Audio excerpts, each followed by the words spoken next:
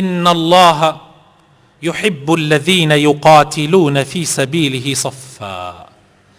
صفا كأنهم بنيان مرصوص. خوای تعالى قومانێکی خۆشەوێ، خەڵکانێکی خۆشەوێ، خەڵکانێک سەرئەخا یەک ریز بن، یەک ریز نەبی بجەنگی بەرامبەر بە دوژمن ئەدۆڕێ، یەک ریز نەبی بجەنگی بەرامبەر بە دوژمن سەرشۆڕ ڕەبی، زەلیلی ژێردەستی دوژمن ئەبی. نابینن ئاوا ئێستا ئێمە زەلیل بووین؟ نابینن نەک ئێمەی کورد بە تەنیا، ئومەتی ئیسلام بە کاملی زەلیل بووە.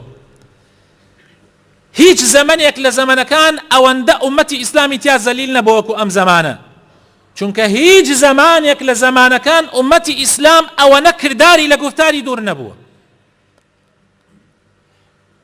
لەبەر ئەوە خۆشەویستەکانم ئێمە زۆر پێچەوانەی دینەکەمان ئەجوولەینەوە.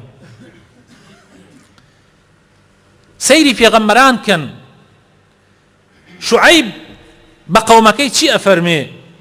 ئەفەرمێ وما أريد أن أخالفكم إلى ما أنهاكم عنه إن أريد إلا الإصلاح ما استطعت وما توفيقي إلا بالله عليه توكلت وإليه أنيب. سورة هود آية 88. ئەفەرمێ قەومەکەم من نامەوێ قسەیەکتان بۆ بکەم خۆم پێچەوانەی بجوولێمەوە، نامەوێ قەومەکەم قسەیەک بکەم خۆم پێچەوانەی بجوولێمەوە، من ئەمەوێت چاکسازیتان لە ناوا بکەم. چاکسازی یەکەم هەنگاوەکانی بەوە ئەکرێ ئەو کەسانەی کە قسەکانەکەن بیکەن بە کردار، ئەو کەسانەی کە قسە ئەکەن بیکەن بە کردار. ئەوە ڕێبازی پیاو چاکانە، ئەوە ڕێبازی چاکەکارانە، ئەوە ڕێبازی هەموو پێغەمبەرەکانە، ئەوە ڕێبازی هەموو موسڵحین و چاکسازەکانە هەر لە سەرەتای مێژووەوە حتا ئێستا و هەتا قیامەتیش. ئەگەر تۆ قسە بکەیت و کردداری پێ نەکەی کەس باوەڕت پێ ناکە. با هەر وەزارەتێک دانەی ناوی بنەی یان هەیئەیەک یان دەستەیەک ناو بنەی ناوی بنەی دەستەی چاکسازی یا دەستەی پاکسازی، بڵێ گەندەڵکاران لە ئەبەم، تۆ خۆت عەمەلەن ئەوە تیا نەبێ قیمەتی نییە، تۆ خۆت لە خۆتەوە جێبەجێی نەکەی قیمەتی نییە.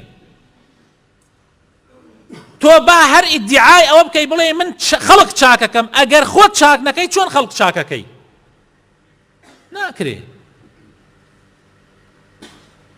ناکرێ. خەڵک سەیری قسەت ناکە، خەڵک سەیری کردارتەکە، خەڵک سەیری ڕەوشتت ئەکا. ئەگەر تۆ خۆت وانەبی خەڵک باوەڕت پێ ناکە. بۆیە پێغەمبەرەکانی یەکەم کەس خۆیان جێبەجێیان نەکرد. ئەو جا بە خەڵک ئەیان وت خەڵکینە ئێمە ئەوە تا ئەوەی ئەیڵێن ئەیکەین بە کردار، ئەوەی ئەیڵێن ئەیکەین بە کردار، لەبەر ئەوە داواتان لێەکەین شوێنمان بکەون تا چاکسازی بکرێ، تا ئیسلاح بکرێ، تا کۆمەڵگا لە گەندەڵی دەربکرێ. بەوە ئەکرێ. ئەوە ڕێبازی چاکسازیە.